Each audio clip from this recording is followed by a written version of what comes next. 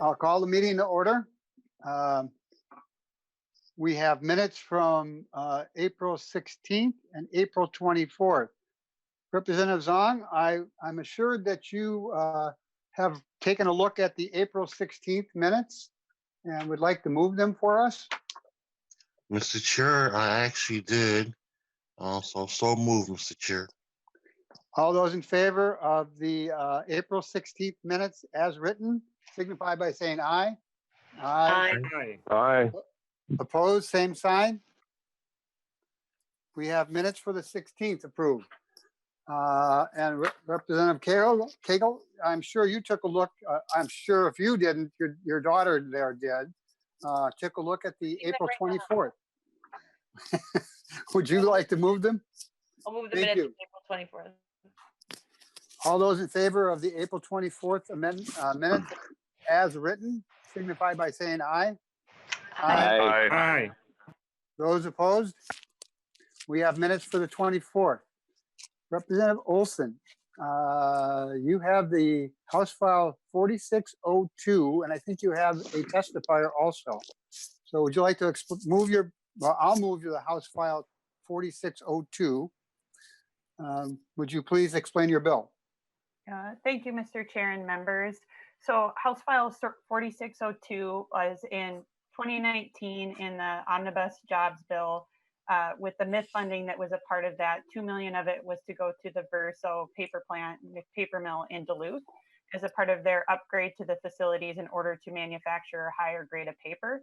And the 2019 jobs bill stated that 25% of the MIF loan is forgivable each year starting in 2020 if Verso retains at least 200 full-time employees and satisfies the other performance obligations. But given the current state of affairs and where we're at with COVID-19 and other factors that the testifier will speak to, there will be a slight reduction in the number of jobs that would be a part of this project. And so we want this project to go forward. It's really a great project. Verso does good work, has good jobs in Duluth, and it's really important this goes forward. The cost doesn't change, unfortunately, but some of the implications around the jobs does. So that's why this is here, to make a change to that. And so with that, I would turn it over to my testifier. Mr. John Bastian? Bastian, yes, good morning. Good morning. Please identify yourself for the tape and proceed. Okay, so thank you for allowing me the opportunity to speak today. My name is John Bastian. I am the mill manager of the Verso Duluth paper mill. I'm here regarding, as Liz mentioned, our request to change the language for a $2 million Minnesota Investment Fund grant through deed that was approved in the state's budget last year. As mill manager, I have the privilege of leading and representing the many fine people that work at the Duluth mill. The quality of our workforce results in world-class performance in safety, quality, cost, and operational performance. A great example of this is the mill recently receiving the Governor's Award of Honor for Safety. This is the highest award for safety performance possible and requires that the mill's safety performance be at least 91% better than industry average, and our safety programs achieve a score of between 91 and 100 on a rating scale. So the mill actually has achieved 3 streaks of over a year without a serious injury in the mill in the last 6 years, which for those of you who understand the manufacturing industry would understand that's a really remarkable accomplishment for a facility that has over 200 folks. The mill was started up in 1987 and is a world-class producer of super calendar grade products. This type of paper is used for advertising inserts, catalogs, and magazines. So think about the Target ad in your Sunday paper. Think about the Cabela's catalog that you get in the mail. And if you're as old as I am, the art magazine that you may get in the mail as well.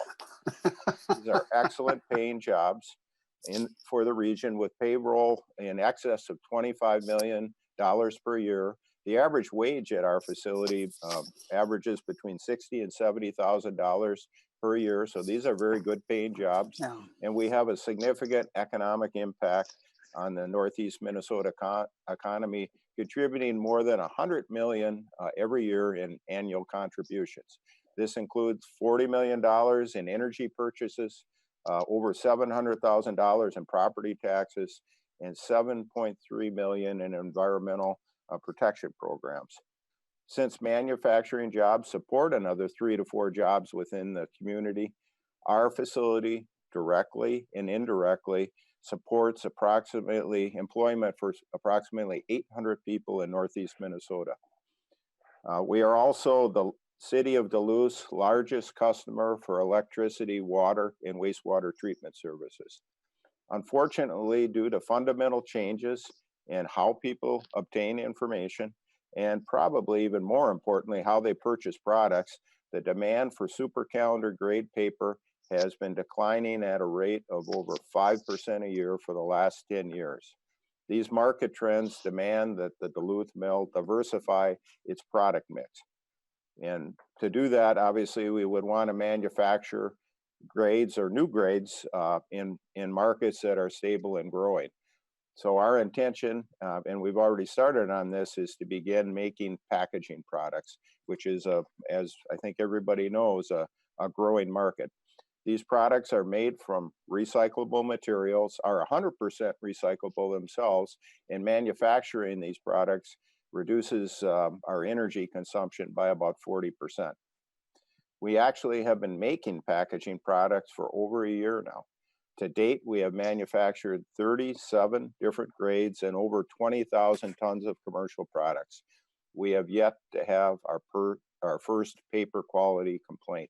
So we've already demonstrated success in these markets. Unfortunately, current mill equipment capability limits our ability to increase our production of packaging grade products. Consequently, we've developed the strategic capital investment that Liz mentioned for the Duluth Mill that would cost in excess of $25 million and provides the mill with the ability to significantly increase the production of packaging products in addition to continuing to make SC grades. If approved, this strategic investment will ensure that the Verso Duluth Mill is a high-wage employer and an important part of the Northeast Minnesota economy for years to come. So why am I here today? The request in the original language listed the minimum number of employees at 200. We are requesting that the language be changed to reduce this number to 150. There are 2 reasons for this change. First, with a year of manufacturing experience behind us, we are confident that we can successfully run the mill and make these products with fewer employees. Secondly, we need the lower cost structure that the reduced number of employees provides to consistently generate acceptable financial results during the normal peaks and valleys of the business cycle. Like many businesses, maybe all businesses in Minnesota, COVID-19 has had a huge negative impact on our business. We currently project that it will increase mill financial losses by more than $14 million in 2020. It is dramatically accelerating the decline of our SC business. Also, because of the increased financial losses incurred this year, the return of the Duluth strategic investment opportunity that we are considering has been lowered significantly.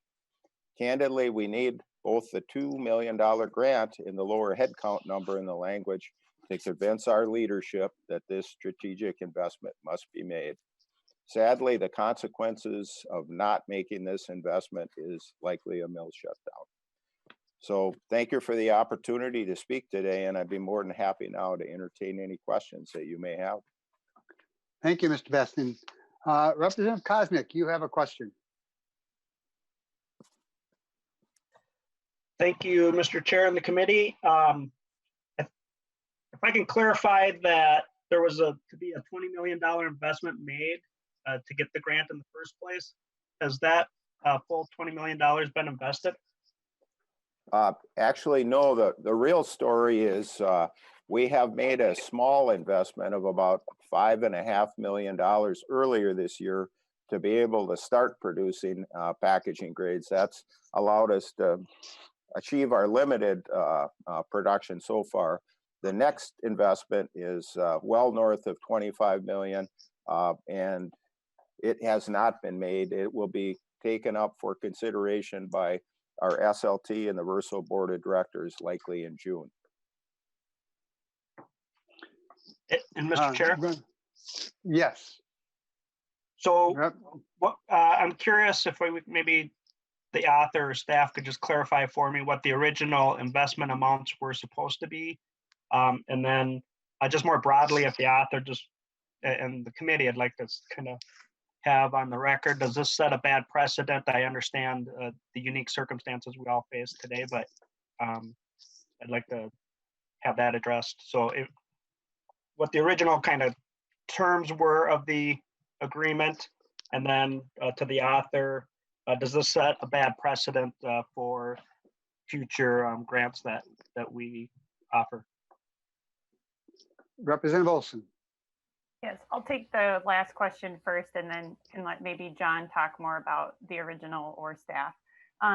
So Representative Koznick, I appreciate that question. And this, I spent a lot of time talking with John about this project. And I think what you heard loud and clear from him is if we don't do this, I mean, precedent aside, if we don't do this, the implications on our region would be far more devastating than the precedent we set right now. That the moment we're in, this not only means that we would lose some of the best paying jobs in Duluth, but the regional impact it would have on everything from the utilities that the mill produces to, I mean, everything, the blow to our regional economy if we don't do this is far greater. So I agree with you that, it's our job as legislators and your job, Representative Koznick, to ask that exact question. I would not be bringing this bill forward to make this reduction, and, it wouldn't be moving in the Senate either if there wasn't a real need and a real case to be made here. So I feel confident in moving this forward because of, what the mill has done and how thoughtful they have been about it. I know more than anything, they would rather not be here. Having to do this as well, but it's the situation we're in and it's how we're proceeding. And I feel fine about what we're asking for. And because of, again, the implications of not doing this are far more devastating for our region than having a conversation around precedent. And then with that, I think the first part of the question I can direct to John or staff. Okay, I'll make it. Go ahead. Go ahead. No, I was just going to call on you. We should always go through the chair if possible. Okay. Mr. Point Baskin. noted. So I guess to take you through a little history, when we first teed up the project, we were envisioning that it would be one investment. And when we put the proposal forward, we were still in the process of engineering. So we said, it's going to be one investment. We know it's going to be more than $20 million. And that's how the original language was teed up. Since that time period, Verso has decided to make the investment in two phases, and the total investment amount has gone up significantly. The first was this year to kind of get our feet wet and to prove that we could be commercially successful in the packaging market, which we have done. And then the second investment, which is well in excess of $25 million, to be candid with you, is the one that will really allow us to significantly increase our packaging production, which is what is required to turn mill financial results around, if that answers your question. Representative Koznick. I think that answers your question.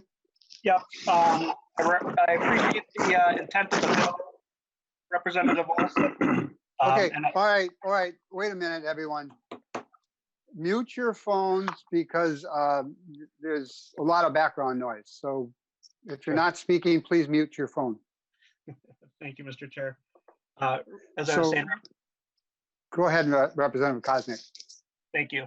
Representative Olson, I appreciate your intent on this bill, and I think it's should be of the record that for not the COVID, we wouldn't be entertaining this. At least I wouldn't.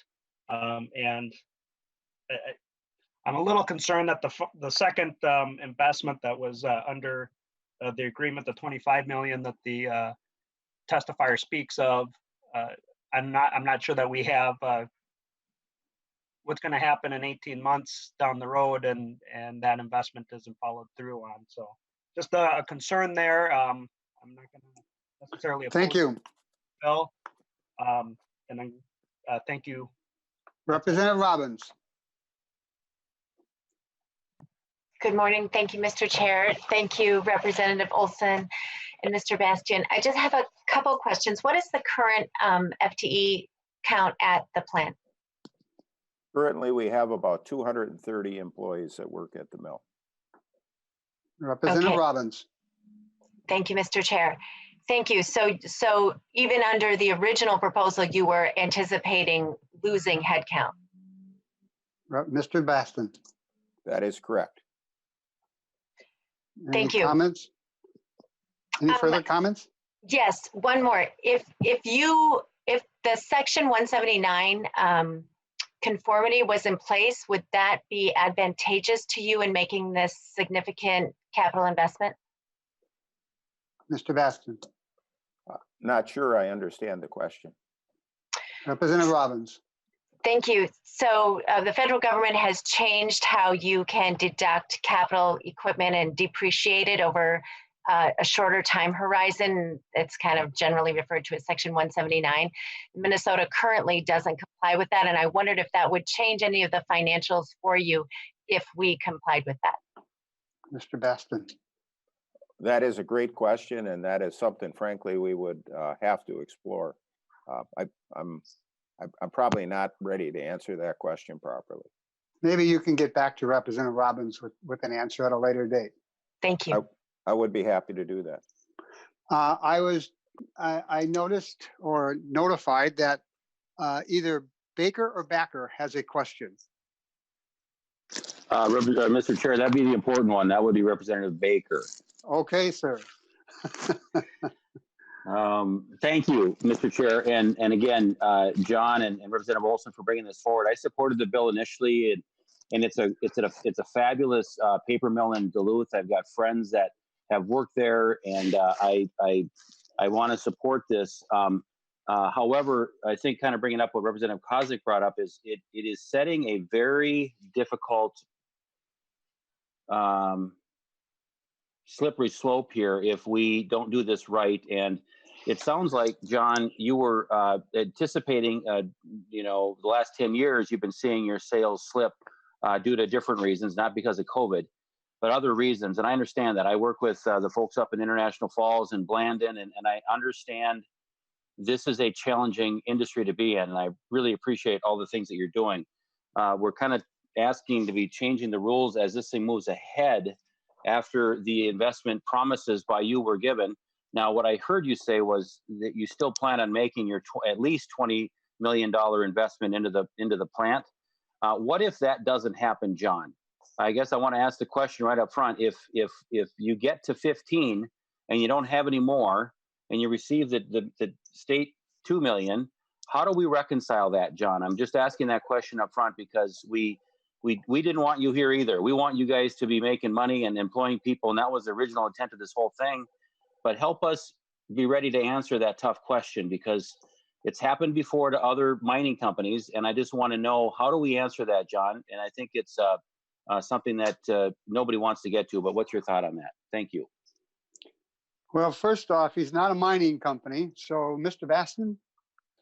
Okay, thank you for the question and the kind words. I would say with a fair amount of assurance, we are going to spend more than 25 million in a second investment on this project, or we're not going to do the project, if that answers your question. So I don't think we have to worry about exceeding the $20 million threshold. The project's either going to go forward, we're going to get the grant, or the project's not going to go forward and we won't get the grant money. And thank you. And I'll add a couple of words, and then we'll see if there's any other questions. In comments that I've spoken with Representative Olson, she's indicated that you're kind of as a thank you for this particular bill, that you will make a real effort with the high schools and the workforce centers up there to do some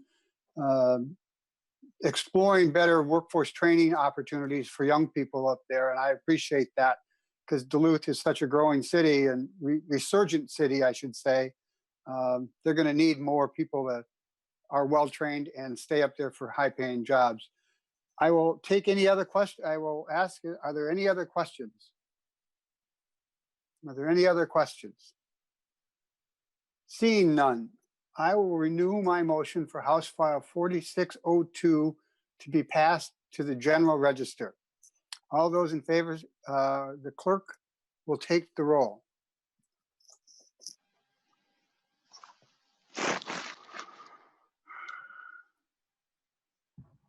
You are unmuted.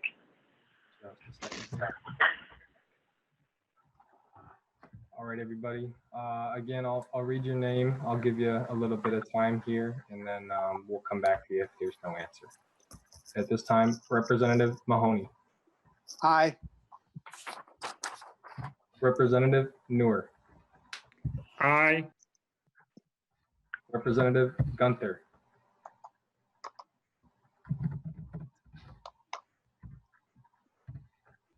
Representative Backer. Aye. Okay, thank you, Representative Gunther. Representative Backer.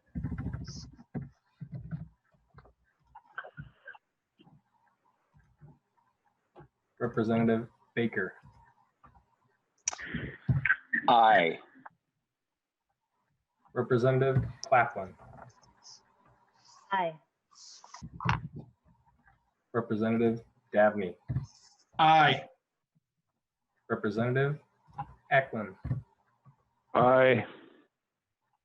Representative Haley. Aye. Representative Hassan. Representative Cagle. Aye.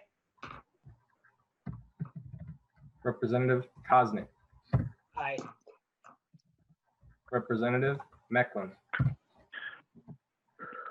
Aye. Representative Moran. Aye.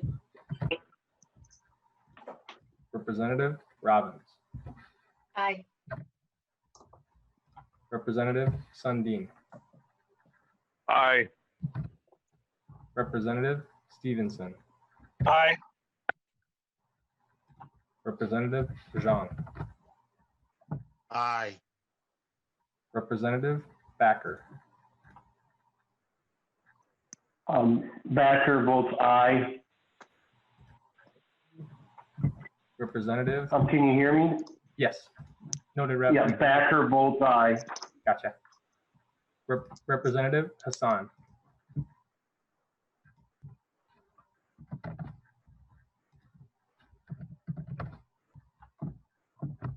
Mr. Chair, we have 17 ayes and 1 absent.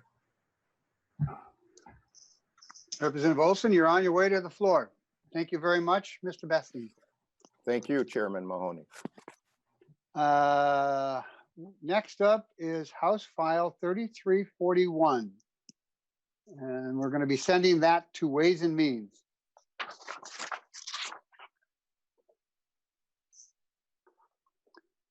John, are you around?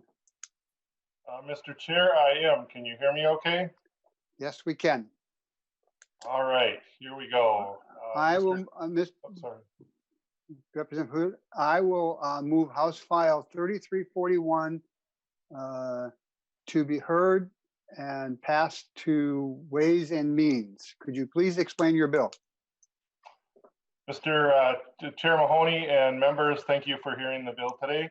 It's a very simple house cleaning bill. House File 3341 will put our appraisal division in compliance with the federal Dodd-Frank regulations for appraisal companies working in Minnesota. Right now, we're not in compliant. This bill was brought to me by the appraisal companies, and they worked hard with the Minnesota Department of Commerce, the Bankers Association, the Minnesota Mortgage Lenders, and individual appraisers. Basically, what it's going to do is allow the Commerce Department to collect the fees needed and to forward the fees and information needed from the appraisal companies and forward that on to the National Registry of Appraisers. I believe there are some testifiers here that could speak more in detail if we need them. Well, let's see if there are any questions. Does everyone understand the bill?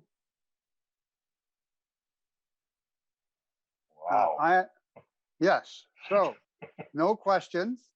I will, at this point, renew my motion that House File 3341 is passed and sent to Ways and Means. The clerk will take the roll.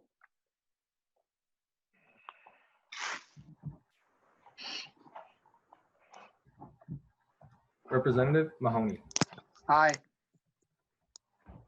Representative Newer, Aye. Representative Gunther,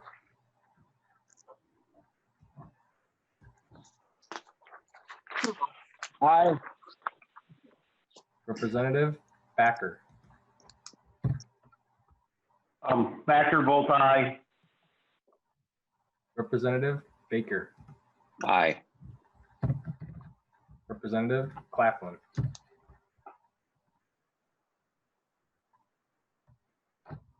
Aye. Representative Dabney, Aye. Representative Ecklund, Aye. Representative Haley,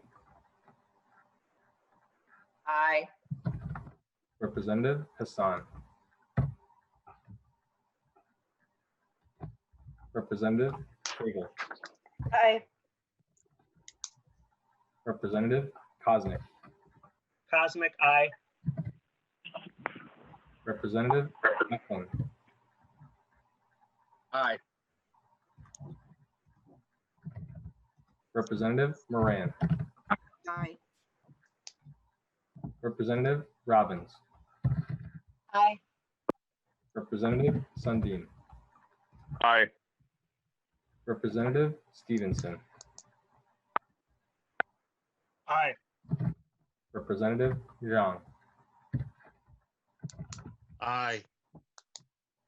Representative Hassan. Mr. Chair, we have 17 ayes and 1 absent.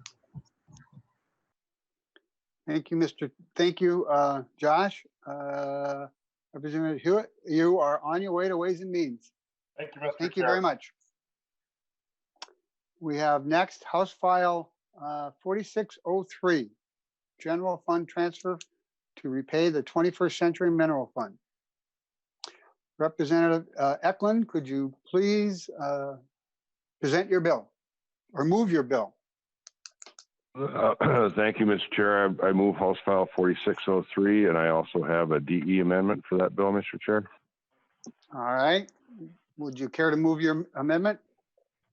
I will move the House File or H4603 DE1, Mr. Chair, to get the bill in the shape that I would like it. I don't think we have to. Do we have to Mike? Do we have to do a roll call on the DE1 amendment? We do not, Mr. Chair. As long as if there's any nays, then we should, but if it's unanimous, I think we're fine with the voice vote. All those in favor of the DE1 amendment, please say aye. Aye. Aye. Opposed? You have the bill in the shape that you would like, Representative Ecklund. Please explain your bill. Thank you, Mr. Chair, members. The lead all amendment is before us today to ensure that the money borrowed from the 21st Century Fund due to this COVID-19 related issues has a mechanism to be repaid. This is going to be a long process in getting our state back in the shape it needs to be in. And I just want to make sure that if I am no longer in this position, that the person that follows me will know that we did what we could to make sure that this Economic Development Fund for Northeastern Minnesota would be made whole. And with that, Mr. Chair, I will stand for questions. Are there any questions? Could you briefly go over how it is repaid? Thank you, Mr. Chair. On line 1.22 of the delete all, there can't be more than $5 million repaid per year to the fund. And that includes the amounts that may be credited from loan repayments that happened out of this withdrawal. And then it would be up to $5 million each year until the amount reaches $20 million. Originally, Mr. Chair, we were going to have it coming from the Unemployment Insurance Fund, but in working with the governor's office, this is the language that we came up with. This is the language that the governor said he would sign. Yes, Mr. Chair.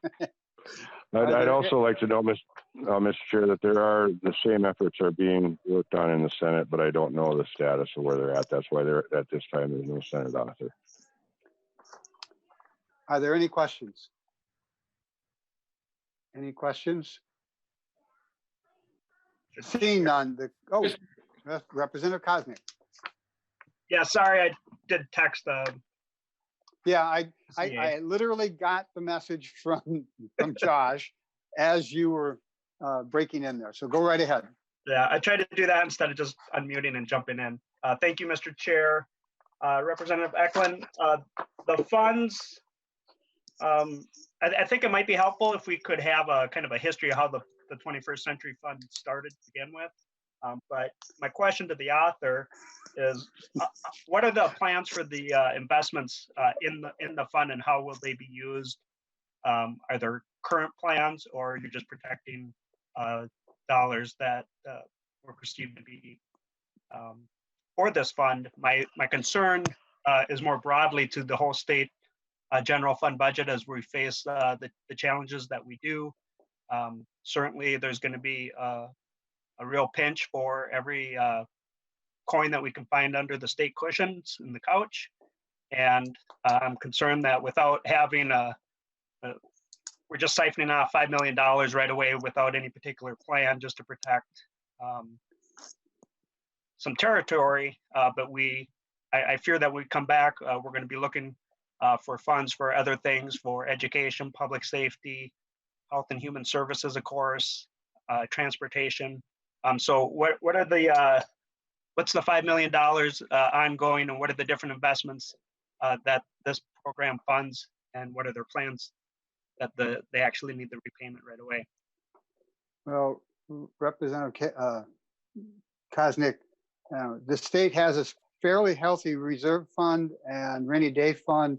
So I don't think it's as dire as you tried to make it out there. But Representative Ecklund, would you care to explain the process which this is repaid in? Thank you, Mr. Chair. And first off, the history. This fund was created, I believe, in 1999 by Senator Doug Johnson. Wrote the original language. It was a general fund appropriation, I believe, to provide a fund where DEED would have funds available to promote economic development in Northeast Minnesota. This fund is not going to be repaid immediately. That's why I said it's going to be a long haul repaying back. It's when there is a budget surplus when it's going to be repaid. It's not like my original legislation asked for it to start next year. Well, that wasn't going to happen. I knew that. So, developments that have happened with this 21st Century Fund is a good example is Haleen, the solar manufacturing plant in Virginia, or Mountain Iron. And we also have, if some that were here, remember the talk about the Louisiana Pacific project in Cook, Minnesota, that some money is encumbered for that. Now with building starts down, people are, companies are reevaluating the plans. You heard the same kind of thing with Representative Olson's bill prior.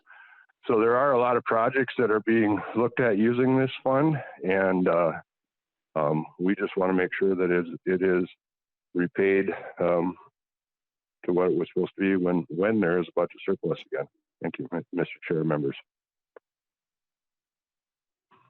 Representative Koznick, did you have a follow-up at all? Just to clarify, I did misspeak. I know that it's being paid according to the bill in increments. But I appreciate the answer. I didn't hear any specific projects, but thank you very much. Representative Baker. Thank you, Mr. Chair. And quick question maybe to Representative Ecklund. What's the marker as far as When do we know that it's been fully repaid then? To what is the balance, I guess, before the COVID hit? So we know when that fund will be repaid in full by this bill. Representative Ecklund. Thank you, Mr. Chair and Representative Baker, that there was approximately $33 million in the fund when $20 million was taken for the small business loan program. Thank you. 33 million would be total, would be approximately. We're just, and Mr. Chair, I'm sorry, we're just paying back the 20 million, right? That's correct. That is correct. So it will be Thank paid you. back when there's 20 million from either the surplus, a future surplus, and or any loan repayments from the emergency loan fund. Thanks for the time. Seeing no other questions, do you have any closing comments, Representative Ecklund? Well, thank you, Mr. Chair. I just want to thank you and the members for considering this bill. It's taken some time to put together, and I ask for your support. Would you care to renew your motion to pass House File 4603 and send it to Ways and Means? That would be my motion, Mr. Chair. Will the clerk take the roll?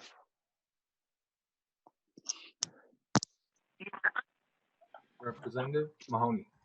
Aye. Representative Newer. Aye. Representative Gunther. Aye. Representative Backer. Aye. Representative Baker. Aye. Representative Claflin. Aye. Representative Dabney. Aye. Representative Ecklund. Aye. Representative Haley. Aye. Representative Hassan. Representative Cagle. Aye. Representative Koznick. Cosmic, aye. Representative Mecklin. Aye. Representative Moran. Aye. Representative Robbins. Aye. Representative Sundin. Aye. Representative Stevenson. Aye. Representative Zhang.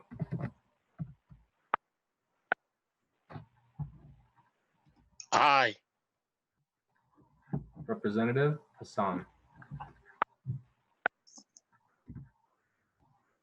Mr. Chair, we have 17 ayes and 1 absent. Representative Ecklund, you're on your way to Ways and Means. Thank you very much.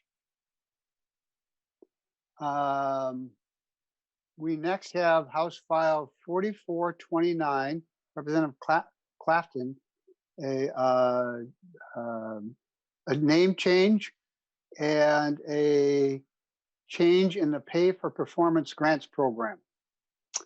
Representative Claflin, would you care to move your bill to the General Register? Good morning, and thank you, Chair. I would like to move House File 4429 to be placed on the General Register. And I think you have an amendment to this particular bill? That is correct. I'd like to move Amendment 1, the A1 amendment. And this will take language that we've already heard in committee from House File 3325. I'll leave the rest of my explanations after you've adopted the amendment. All right. Would you care to present your bills? Yes, thank you, Chair. So beginning with the A1 amendment, this simply takes language that we've heard previously on the Displaced Homemaker Program, which has been supported by the committee. It renames the program as the Minnesota Family Resiliency Partnership.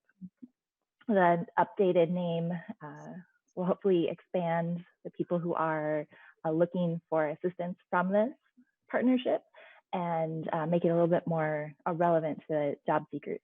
The program helps people who have been primarily homemakers and are looking to enter the workforce, usually because of tragic circumstances. A spouse who was the primary paycheck is no longer able to work, and the homemaker needs to enter the workforce. So they offer a lot of training throughout the state, and they do very, very good work with the limited funds that the state gives them. They have partnerships throughout the state. And the amendment would just add that policy change, changing their name. It has to be done in statute because of the way that it is referred to in statute, and it's related to a federal program that is also called the Displaced Homemaker Program. And then the original bill, House File 4429, as a policy change for the Pay for Performance Workforce Training Program. And it does a few things. To be honest, this program only reimburses the organizations once they meet certain standards or thresholds for the work that they have done. So the funds are reimbursed after someone is placed in the workforce. And this bill would change some of the language around the requirements for those programs. Currently, there's only one organization that uses this framework, Twin Cities Rise, and we'll hear from them a bit later.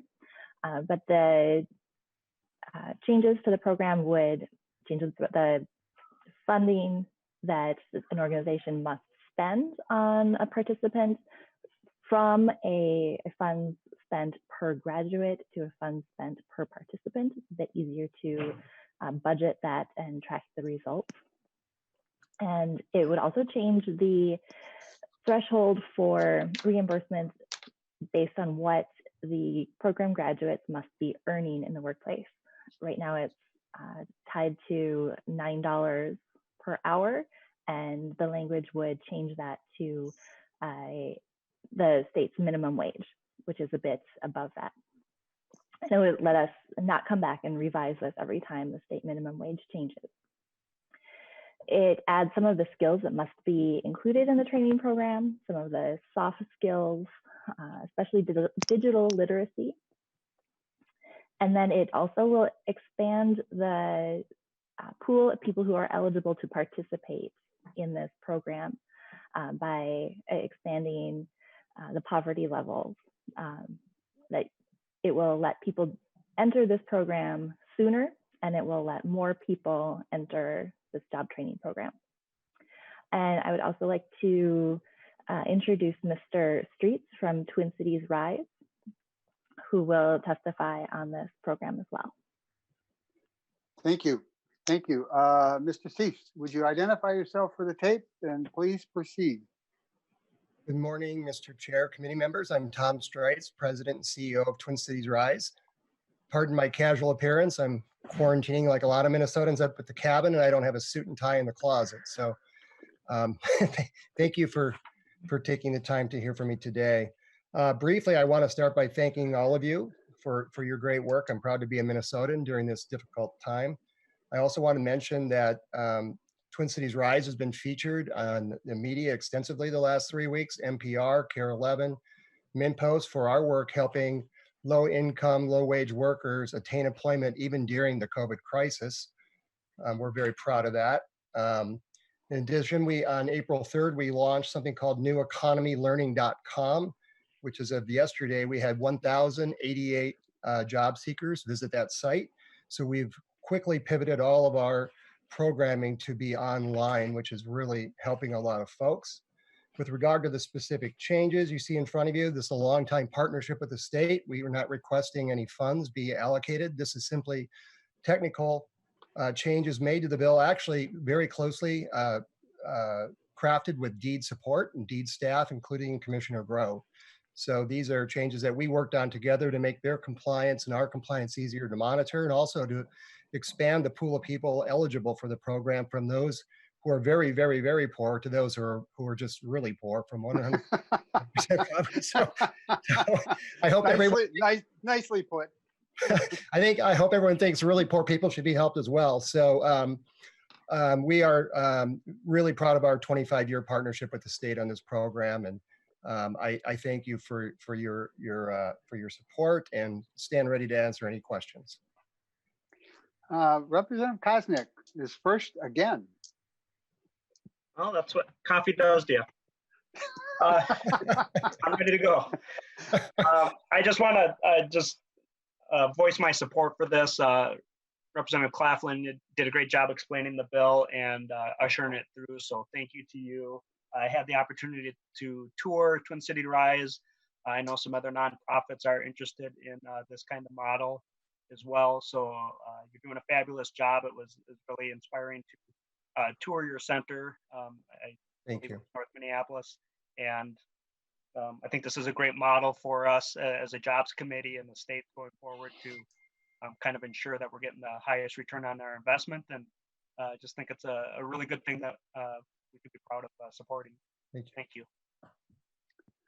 Representative Baker, I think you had a question. Mr. Chair, yes, and maybe this is for the author as well.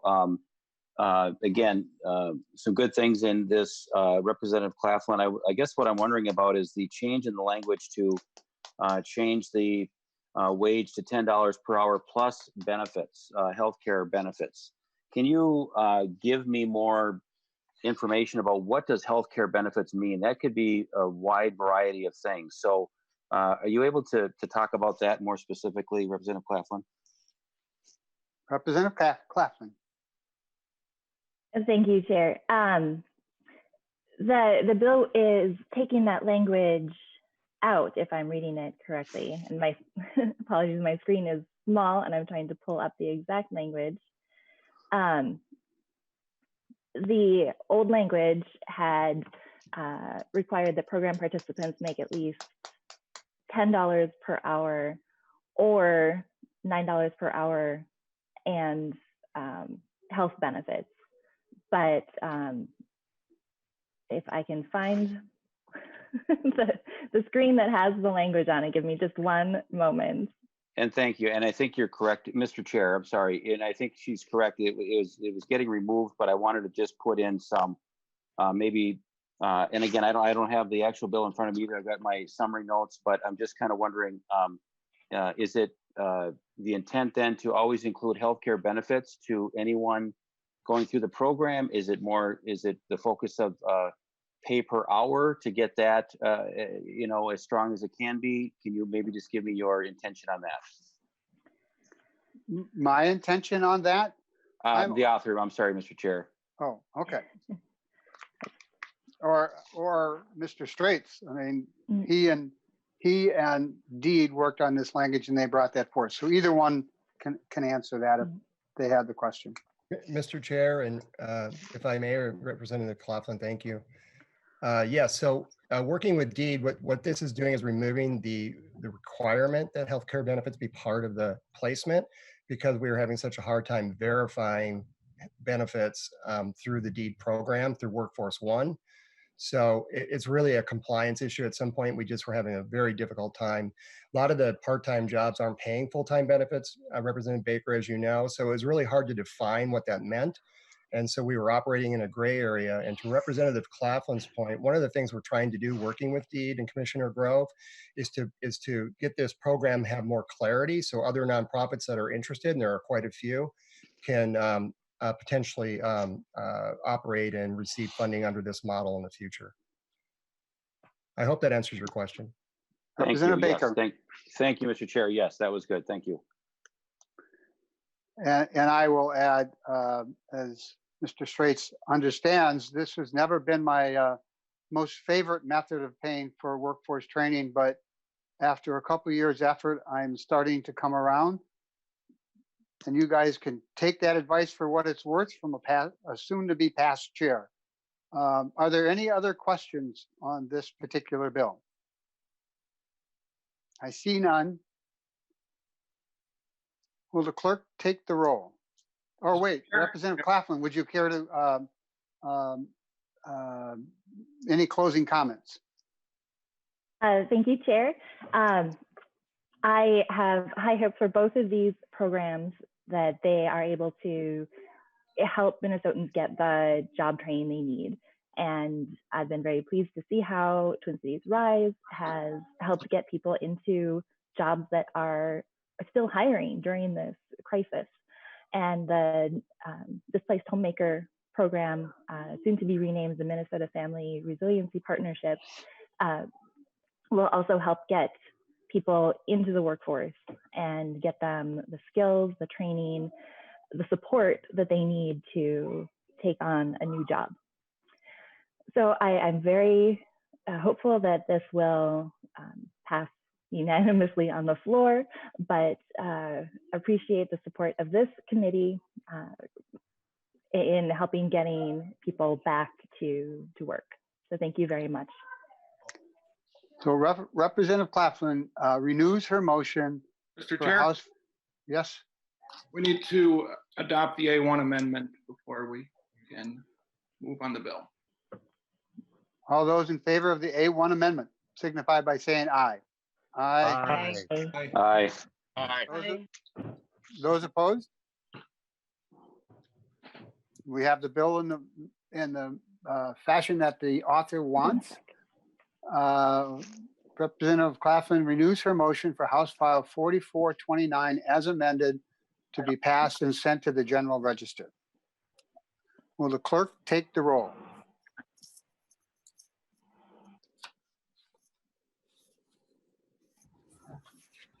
Representative Mahoney. Aye.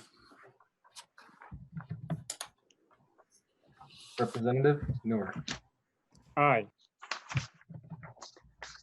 Representative Gunther. Aye. Representative Backer. Aye. Representative Baker. Baker votes aye. Representative Claflin. Aye. Representative Gaffney. Aye. Representative Ecklund. Aye. Representative Haley. Aye. Representative Hassan. Aye. Representative Cagle. Aye. Representative Cosmic. Cosmic, aye. Representative Mecklin. Aye. Representative Moran. Aye. Representative Robbins. Aye. Representative Sundin. Aye. Representative Stevenson. Aye. Representative Zhang. Aye. Mr. Chair, we have 18 ayes. Representative Claflin, you're on your way to the floor. Members, we have a presentation from the Minnesota Department of Economic Development on unemployment insurance. Now, everyone on the committee has had a constituent with an unemployment issue. I hope you are primed and ready for questions.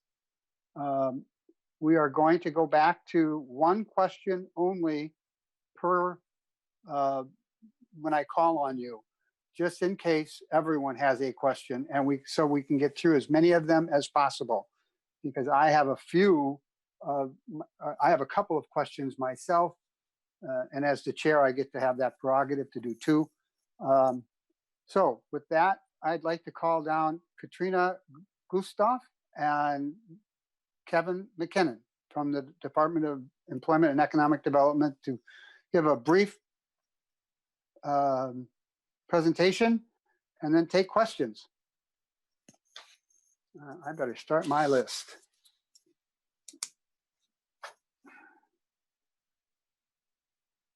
Good morning, Chair Mahoney and members of the committee.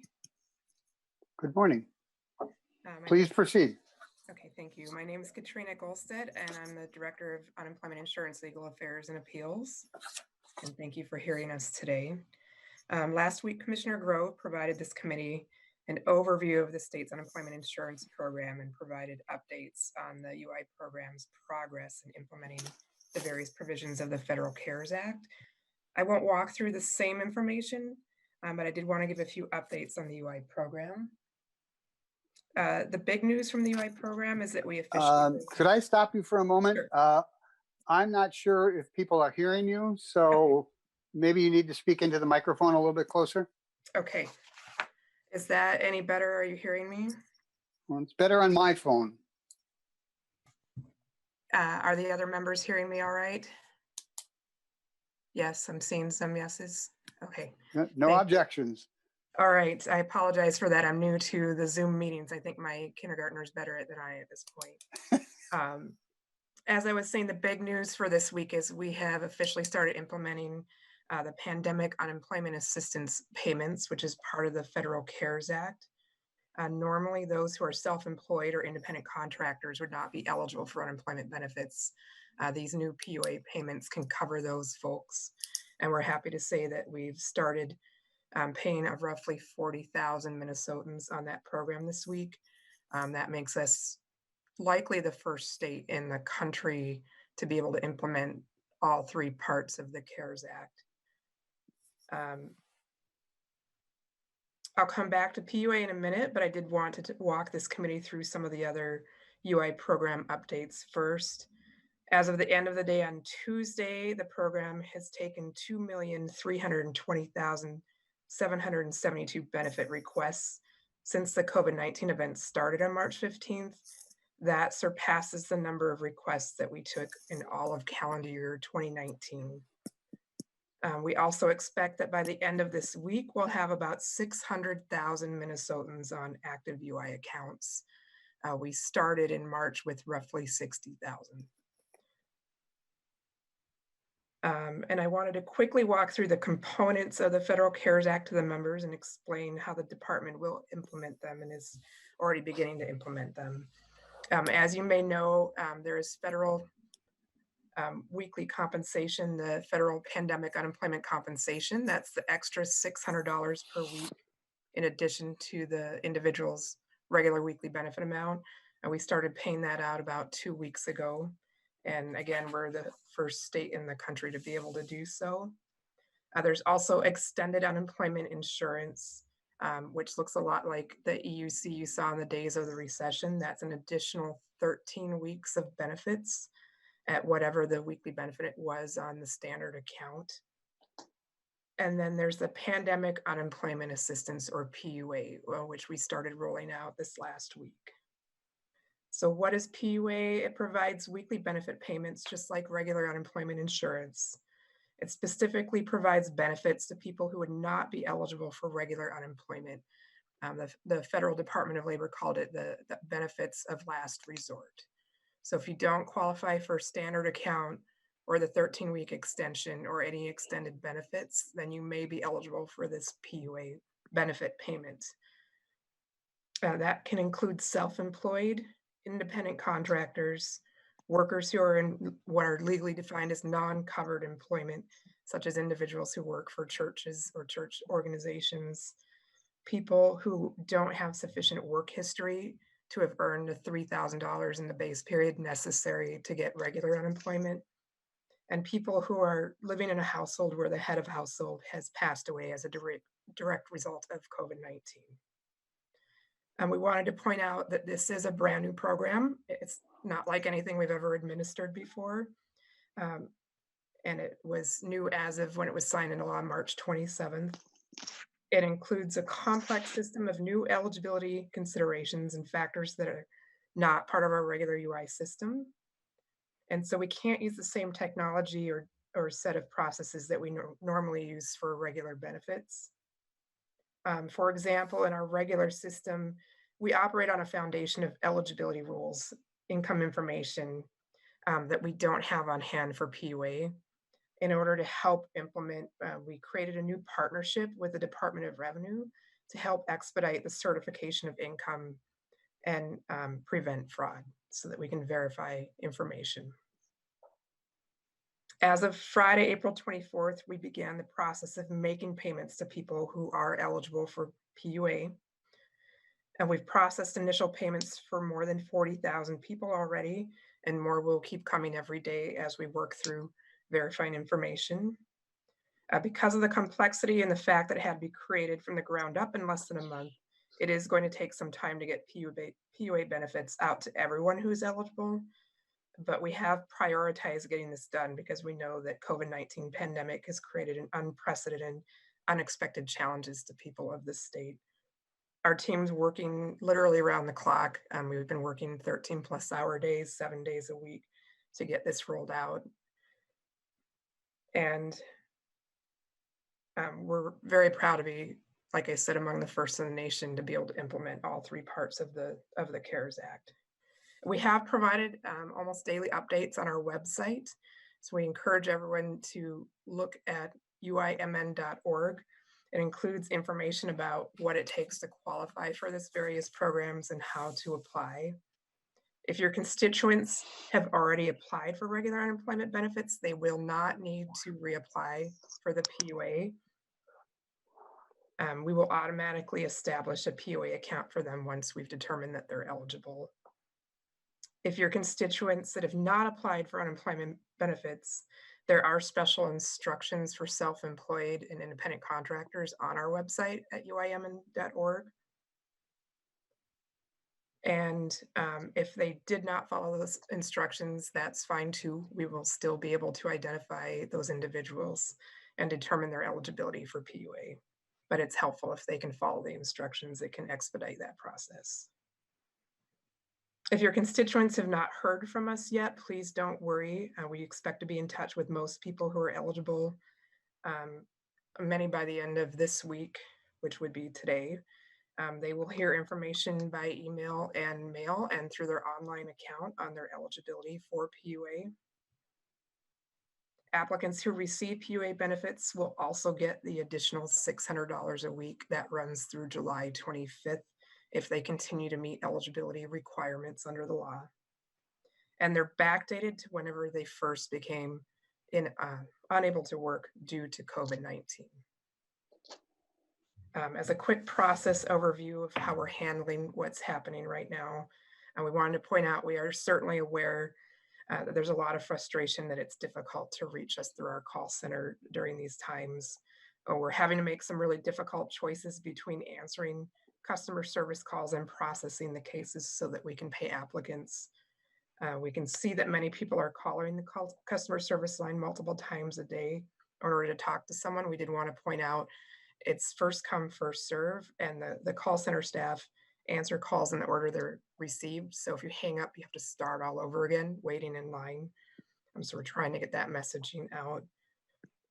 The government relations team has reached out to the constituent services staff earlier this week with an improved process to help you identify cases that need to be escalated and route them to the government relations and UI teams so that those cases can be more easily addressed and tracked. And I've been currently acting as the point person for any legal issues. I've been regularly helping with legal aid clients where they might have identified that their client's not able to receive unemployment benefits. And our team's happy to investigate concerns about specific accounts and assist advocates or members of the legislature, that is, who have constituents who are in this situation. We're certainly happy to help as we can. Speaking as a member of the UI team, the staff is working around the clock to get these benefits to deserving Minnesotans.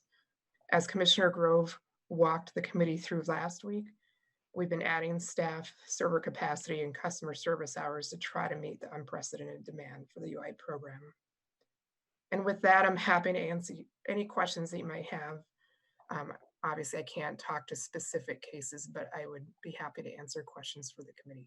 Thank you, everyone. Thank you. Did Deputy Commissioner McKinnon want to stick around for questions that you might not be able to answer? We only have about 25 to 30 minutes, and I have 6 legislators, 7 if we include me. And first on the list, I'm going to read the whole list here. Representative Cagle, Representative Knorr, Robbins, Haley, Kosnick, and Baker are in the queue. So Representative Cagle.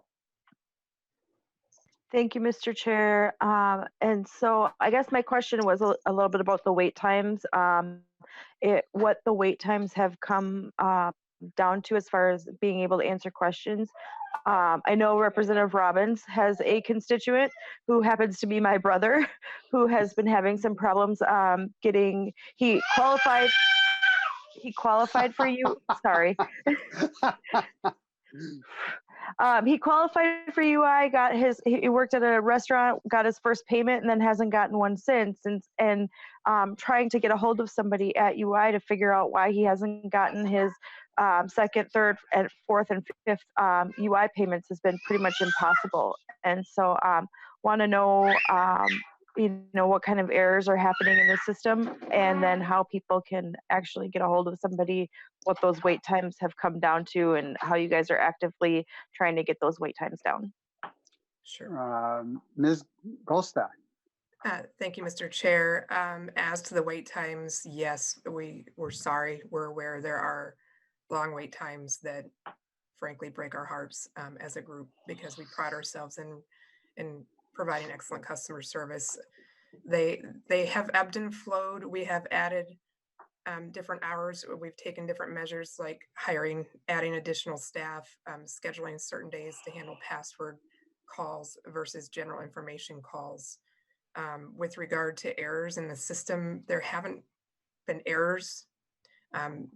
As I said, with standard unemployment, it is an eligibility-based program. And so our system is designed to identify what might prevent someone from meeting the eligibility requirements under the law. More often than not, if someone has had a pause in payment, it's been because of an eligibility issue on the account that an individual who works for the department has to look at and adjudicate. A lot of people are new. I think something like 80% of the individuals who've come through have never had an unemployment account. So we're working on education. We put a link on our website about a 30-minute video that walks step by step how to apply for unemployment benefits that we've gotten really positive feedback on to try to prevent any errors that might raise an unneeded issue in our system that requires a human being to look at and adjudicate to then release payment. Like I said, we're happy to have any issues like what you mentioned with your brother raised through our government affairs team, and we'd be happy to take a look at it, see what we can do to investigate what's holding payment. Thank you. I'm going to go through the list here, and then if people have a second question, they certainly can get back on the list. Representative Noor. Thank you so much, Mr. Chair. I may have second and third questions, but I just wanted to start with one that I've been hearing from the nonprofit, the tribal, Indian tribal, and also this may impact governmental entities. It's the reimbursing accounts. Just wanted to know how many reimbursing accounts employers do we have in the state? What is their total UI bills? Do we have a plan to support them so that we can make them whole? CARES Act only pays for 50% for the expenses that they've already incurred. Some of them are unable to do that. So do we have a plan as a state to support the nonprofit, the Indian tribal entities who are seeking help through the reimbursing account? Ms. Goldstein. Thank you, Representative Noor. I don't have the answer to you of the number of reimbursing employers in the state. If you need that information, I could work with our team to get back to you on that. As to reaching out, I can tell you that I've participated in multiple meetings with the tribes through the government's office and help as to the best of my ability to answer some of their questions and concerns. Our statute already provides relief of charges for reimbursing employers if the federal government is reimbursing the trust fund for benefits paid. So most of these benefits paid through the CARES Act are already reimbursed by the federal government. The additional 13 weeks is reimbursed by the federal government. The PUA is reimbursed by the federal government, and 50% of benefits paid on a standard account will be reimbursed through the CARES Act. We're currently working on what that would mean to administer that portion of it. That has been explained as best we can to the tribes and other government entities and nonprofits who have raised those concerns. And I'm sorry, I think I fully answered the question. Let me know if you had any follow-up questions on that. Thank you. Mr. Chase, the question is, if a nonprofit entity is unable to pay their 50%, they're not going to be collecting any resources. They have to pay upfront in order for them to get the help. And how do we make them whole by paying the missing 50%, if that's feasible? Representative Noor, yes, we'll certainly work with employers, as most of the bills won't come through until August, and we've already expressed and I believe sent correspondence indicating that we'll work with entities who have concerns about this and considering waiving any late fees or penalties or interest as we're able, as we work through this situation together. Thank you. Yes, that's kind of the law that they have to, and we would have to change the law in order to do that. And I don't know, the details are too great to actually go into with this short a time left. So that may be something that would have to be repaid next year or dealt with in next session under that biennium, because you'll have the time to, we'll have the time to actually look at it. Representative Robbins. Thank you, Mr. Chair. Thank you, Ms. Gulstad, for you and all your team at UI. You're doing incredible work, and we are all very grateful. I think my question might actually be more for Mr. McKinnon, but I'm not sure. I've had several employers contact me who have received the PPP loans, and they are worried how that's going to impact them when they call back workers who have been furloughed. Will it still be forgivable as they're bringing people back on board? Yesterday I had 5 calls on this. People are very confused. There's some sort of an 8-week window in which they have to keep people on, and they don't know when that starts. Is it from the time they get the PPP loan or the time they start bringing people back on? So I reached out to the SBA. Of course, I didn't get anywhere. So if there's just any guidance you guys can get for our businesses on how the bringing people back on will be impacting the forgivable part of the loan, that would be very helpful. Mr. McKinnon, can you answer that question? Yeah, Mr. Chair, Representative Robbins, as you indicated, if the loan is used for payroll, 75% of the loan is used for payroll and other expenses, yes, it will be forgiven. To your question about the date that it starts, we'll have to get back. I'll have to get back to you on that. I'm not exactly sure, and I can certainly ask the SBA, or we can post some of that information also on our website. But generally, as the business, once they receive the loan, they start paying their employees over the next 8 weeks. Yes, that is forgivable. So as soon as those folks start coming back and 75% of those proceeds are used for that purpose, that's what triggers the forgivability. And Mr. McKinnon, can you put something on paper and pass that along to my CA, and he'll get that out to our members? Sure. Thank you. Thank you. Representative Haley. Thank you, Mr. Chair, and thank you, Mrs. Gulstad and Commissioner McKinnon. I also just want to echo thanks and gratitude for everything that the teams are doing. It's phenomenal, and we want you to know that we appreciate it. My question was also related to the reimbursable employer account. So I know we don't want to go into that again, but just want to go on record that it's still not clear to me what our state guidance is on that. So if that can be done either through email correspondence, Mr. Chair, back to the committee or at another hearing, I think it's still an area where we have a lot of questions. So I will move to my second question.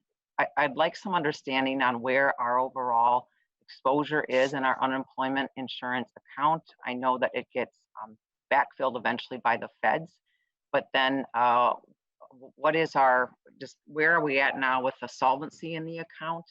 And what happens after this in us rebuilding the account? My understanding is we promised employers that during this pandemic that their unemployment insurance rates would not increase because of this. So if we can just have a short discussion on kind of the financial picture, big picture, I'd appreciate it. Thank you. Which one of you would care to take that question? Mr. McKinnon?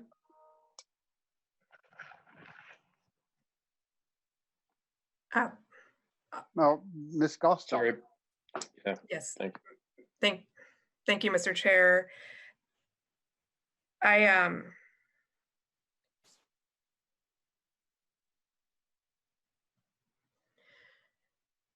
understand. I'm sorry. Can the group hear me? My screen paused there. I can hear you. Okay, thank you.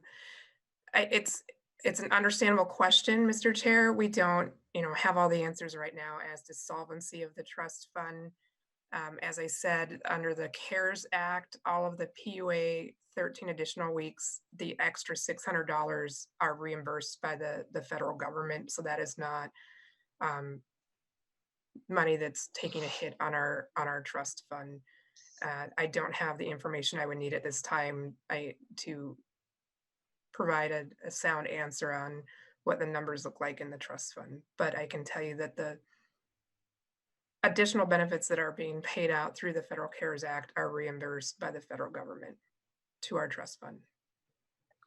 I think you're going to have to catch up with Representative Haley or the committee and put something on paper so that we can pass out to the committee, because that is an issue, and people don't understand how Minnesota does its unemployment.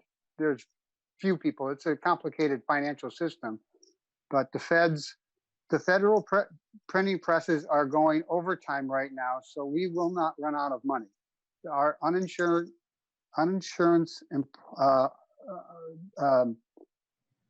will continue to issue checks, and they will be good checks, and they're backed by the federal government as they loan us $500,000 or $1 billion or $1 billion at a time. Representative Haley, I hope you can catch up with the witness and get a clearer answer for yourself. I know the finances are an issue for you. Representative Koznick. Thank you, Mr. Chair. And I certainly recognize the magnitude of the workload that has come upon DEED.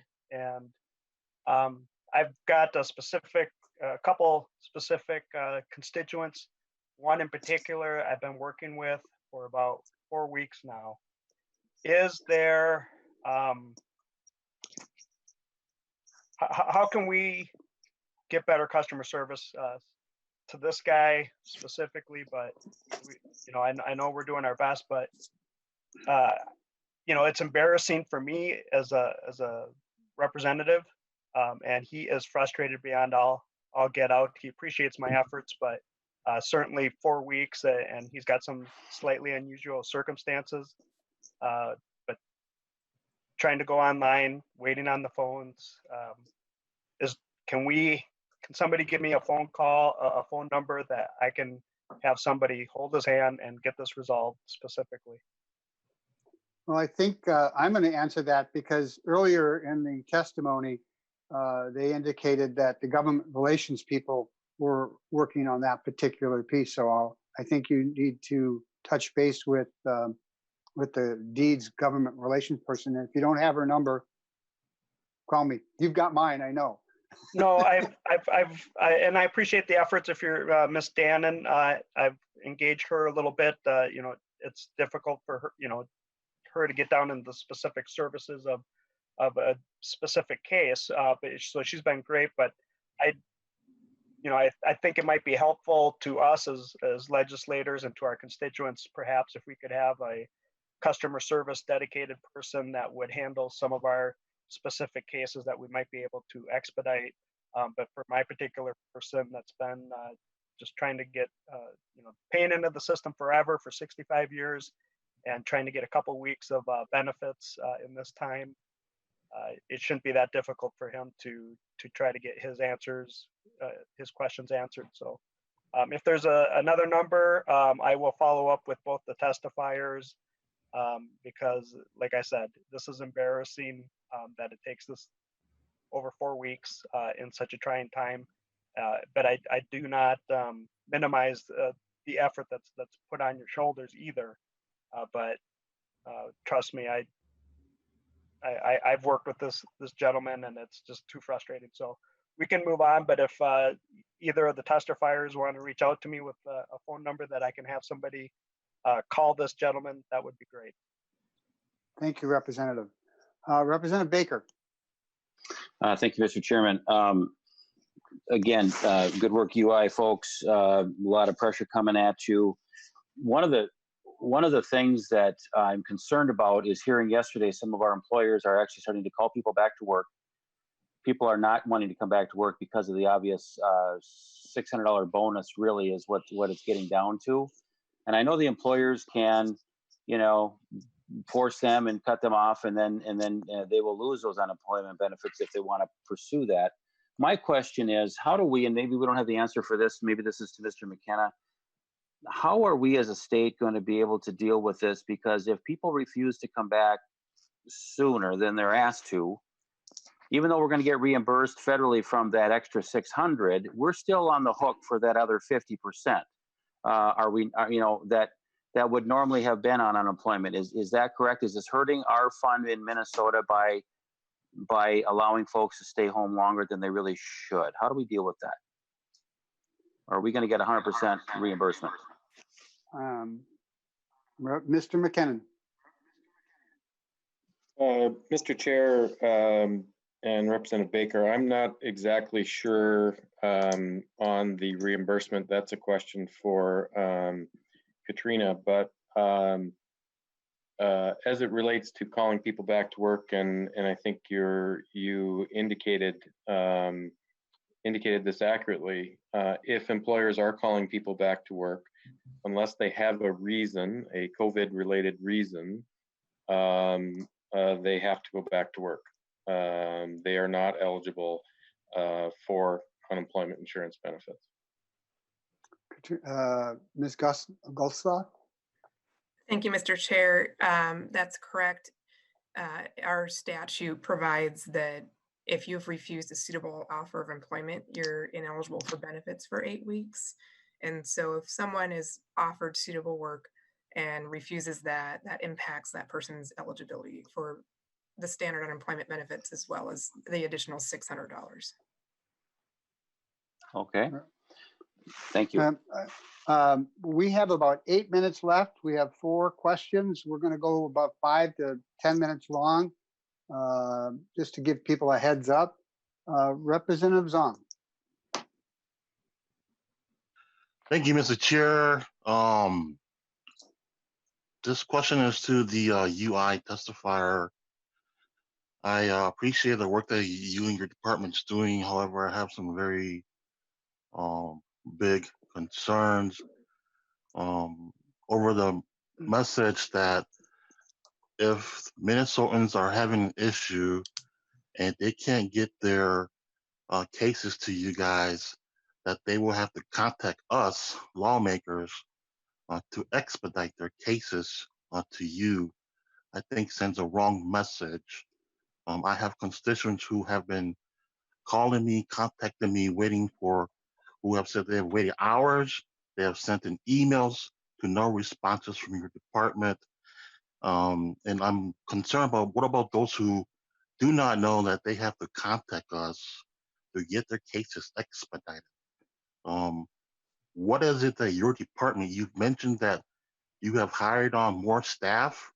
But what is it that you need more to be more efficient, to be operating so that I'm not getting my constituents who are contacting me concerned about our State Department not being able to do their jobs, waiting a whole month or more just to get an answer. I have forwarded many of my constituents' concerns to your government affairs staff who I have not even heard back.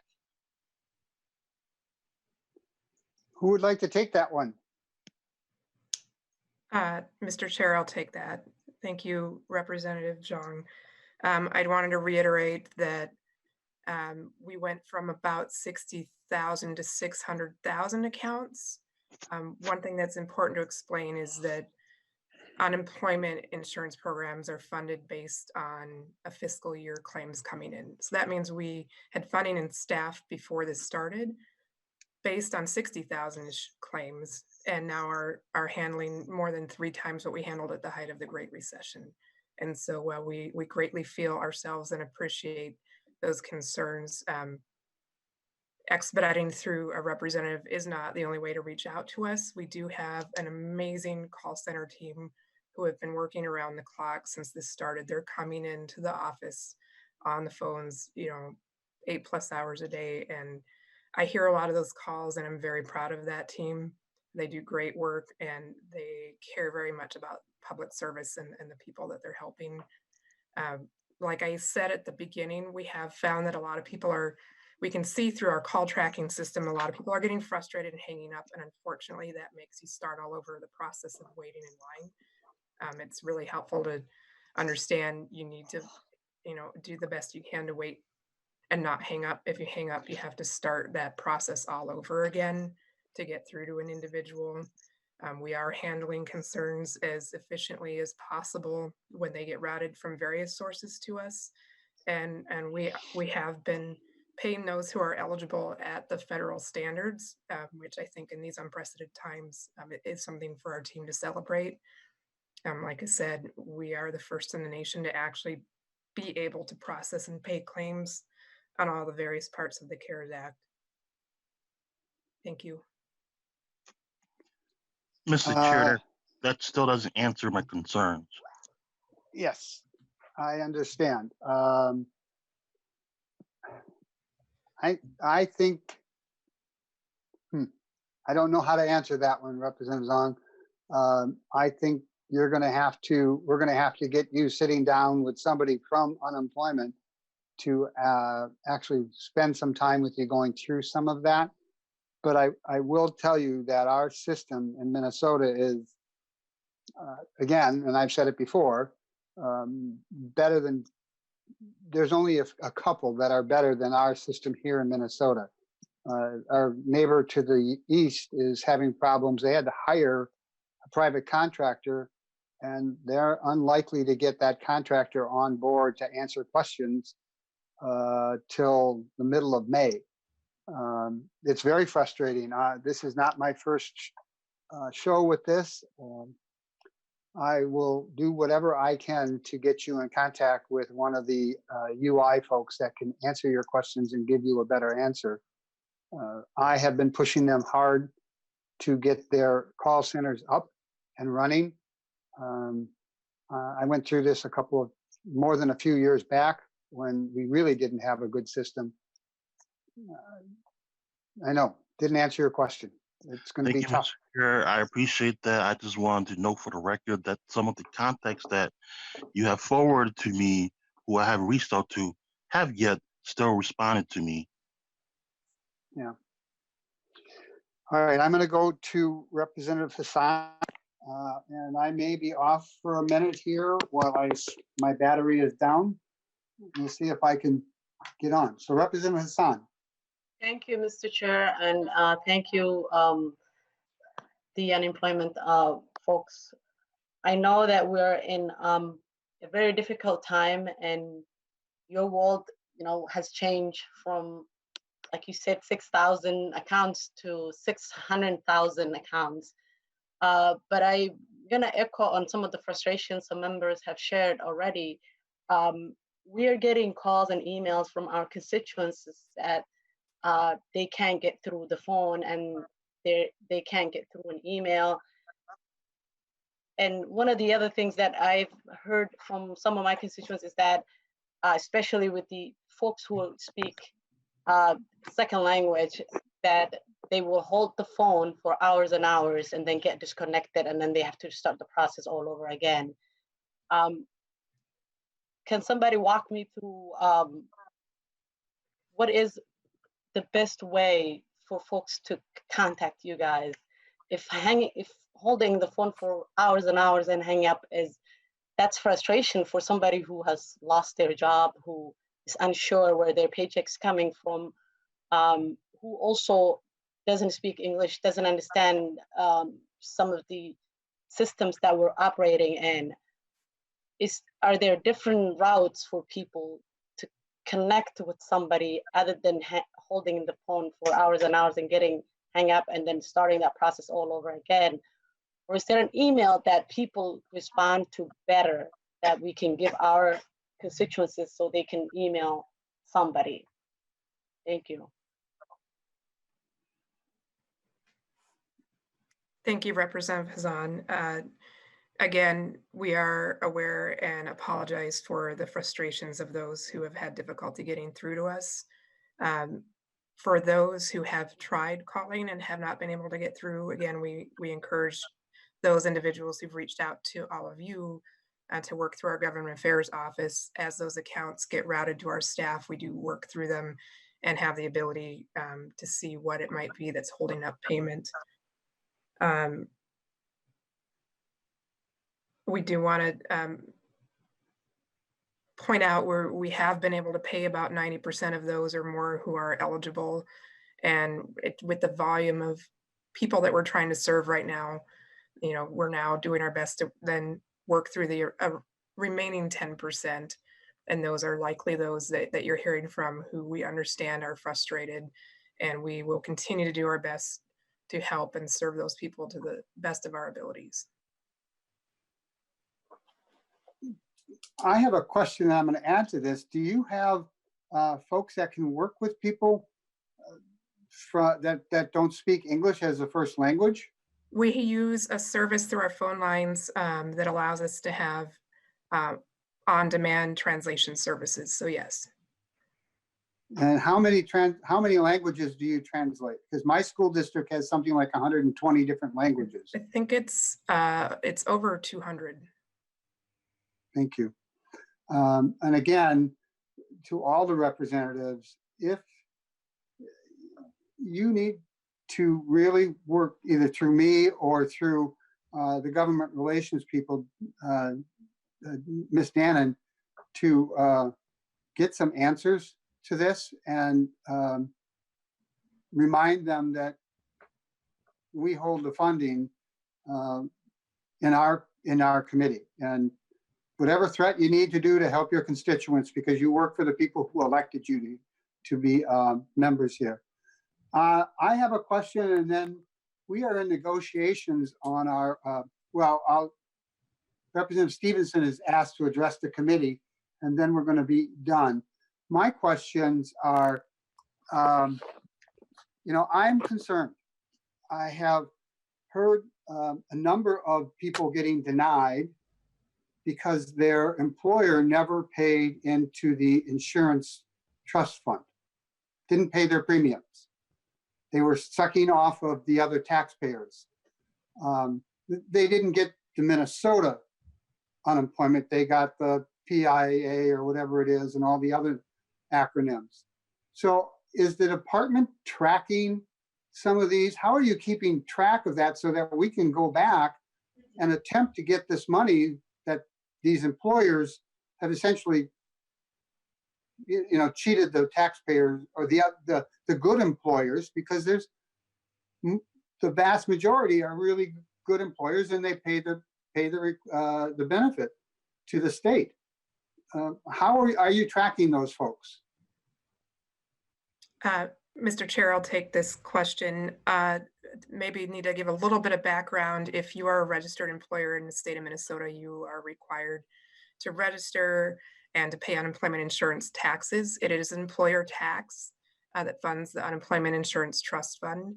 A lot of individuals get that confused. They think it's a payroll tax. So we often hear people concerned that they've paid into the trust fund for years. It's the employer tax that funds the trust fund. And so our system is aware of all registered employers. They are billed for their taxes. If they have not paid their taxes, that has zero impact on an individual's eligibility to receive unemployment in Minnesota. Sometimes employers have misreported the earnings to another state if business is done in multiple states. And yes, we have a way to track that and correct that. And if that happens, we request the wages from the other state and we add it onto our account and ensure that those taxes are accountable for and paid to Minnesota. So I'm not aware of a situation in which an employer failing to pay their tax bill, it's impossible for that to have an impact on an individual's eligibility for unemployment here in Minnesota. You should apply for unemployment in the state in which you last did work. Sometimes it gets confusing for those who do work if they live near the border or work in multiple states. Well, I have further questions, but I'm going to call on Representative Stevenson after I tell you that I will be on the phone. I think I have about a half an hour yet today. I hope I don't get caught in a holding pattern a little later today. But Representative Stevenson, and then we're going to end. Thank you, Mr. Chair. I just wanted to take a moment because our committee is, as I understand it, this is our potentially our last Jobs Committee hearing of the biennium. And I think as most members are aware, both our chair and our Republican lead are not going to be returning next year. And I just wanted to stop and recognize both you, Mr. Chair, and Representative Gunther.